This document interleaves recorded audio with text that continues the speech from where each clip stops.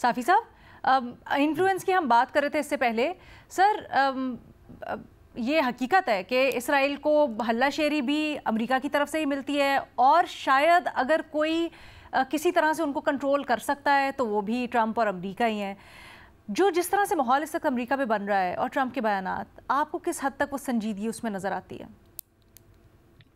دیکھیے، سنجیدگی صرف دو وجوہات کی وجہ سے نظر آتی ہے کہ جس میں ہم یہ کہہ سکتے ہیں کہ شاید ٹرمپ سنجیدہ ہوں گے.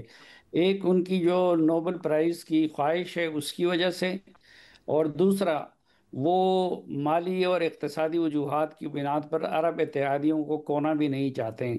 اس لیے اگر ٹرمپ تھوڑے بہت سنجیدگی کا مظاہرہ کریں گے تو وہ اس وجہ سے کریں گے. لیکن ٹرمپ سے اس کار خیر کی امید کر لگانا میرے خیال میں وہ احمقوں کی جنت میں رہنے والی بات ہے.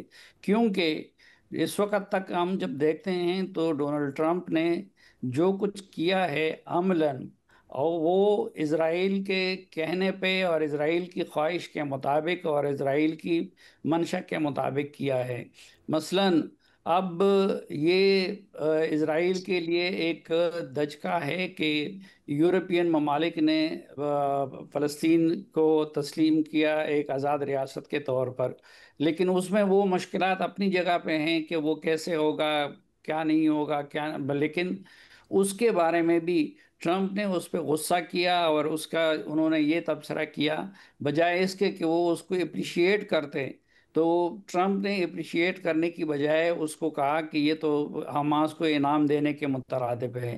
اسی طرح سلامتی کونسل میں جتنی قراردادیں بھی غزہ کی جنگ بندی کے لیے آتی ہیں تو اس کو امریکہ کی طرف سے ویٹو کیا جاتا ہے. اسی طرح آپ دیکھیں کہ خود ڈونلڈ ٹرمپ وہ زبان بول رہے ہیں اور امریکی وہ زبان بول رہے ہیں جو کہ اسرائیل کے لیے قابل قبول ہے اور جو اسرائیل کی زبان ہے.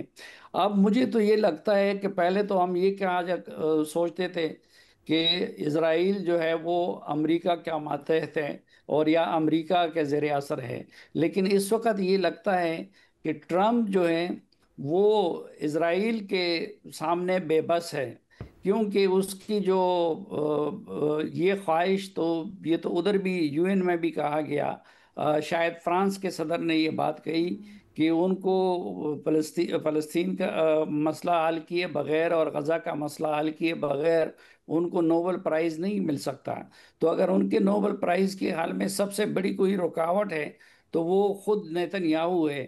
نیتن یاہو اس وقت ایسے لگتے ہیں کہ وہ ڈکٹیٹنگ پوزیشن میں ڈکٹیٹ کرتا ہے ڈونلڈ ٹرمپ کو، لیکن ڈونلڈ ٹرمپ وہ اس کا لہجہ اور اس کے کام وہ سالس والے بھی نہیں ہیں، وہ فریق والے ہیں، اور ایک ایسا فریق جو کہ اسرائیل کے ساتھ کھڑا ہے.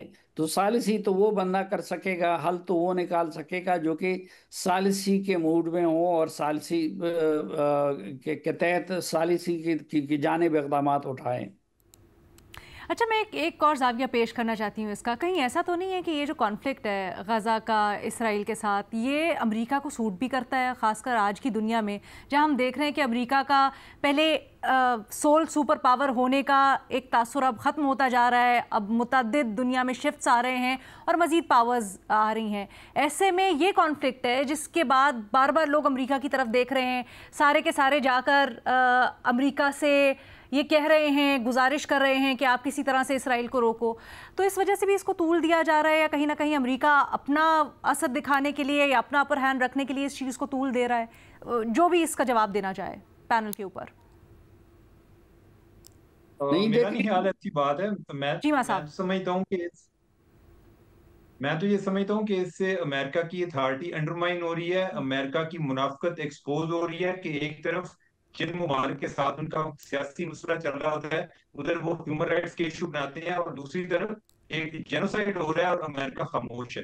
تو اس سے امریکہ کی پوزیشن انڈرمائن ہوئی ہے، امریکہ کو کوئی فائدہ نہیں ہو رہا، وہ دن دن کمزور ہو رہا ہے. صافی صاحب بھی کچھ کہنا چاہ رہے تھے. جی، میں بھی یہی عرض کر رہا تھا کہ دیکھیں اسرائیل جو کچھ کر رہا ہے उसने खुद अमेरिका को भी नुकसान बहुत ज़्यादा पहुंचाया है और पहुंचा रहा है। एक तो आप देखें कि उसके यूरोप के जितने इत्तेहादी थे, जो उनके साथ कई ऐसे हैं कि जो नेटो में भी उनके साथ शामिल है, उन्होंने मजबूर होके और अपने लोगों के प्रेशर की वजह से, और जो जेनोसाइड हो रहा है, जो नस्लकुशी हो रही है, उसकी वजह से मजबूर होके उन्होंने एकतरफा तौर पर फ़लस्तीन को एक रियासत के तौर पर तस्लीम करने का ऐलान किया, जो अमेरिका को अच्छा नहीं लगा। वो ममालिक पहले कभी भी इस तरह अमेरिकी मर्जी के बगैर इक़दाम नहीं करते थे। तो अमेरिका को उसने अपने इत्तेहादियों से भी दूर कर दिया है, और ख़ुद अमेरिका की इमेज भी, जिस तरह की चीमा साहब ने कहा कि मुतासिर उसकी हुई। मुनाफिकत भी सामने आ रही है, और उसका जो इसराइल के लिए हमदर्दी है वो भी सामने आ रही है। और वो यानी जो जो कुछ हो रहा है गजा में, उस पे कोई भी इंसान वो कैसे उसको सपोर्ट कर सकता है, कैसे उसको जस्टिफाई कर सकता है। लेकिन यरगमालियों की आड़ लेकर डोनाल्ड ट्रंप और उनके साथी भी उसको सपोर्ट कर रहे हैं।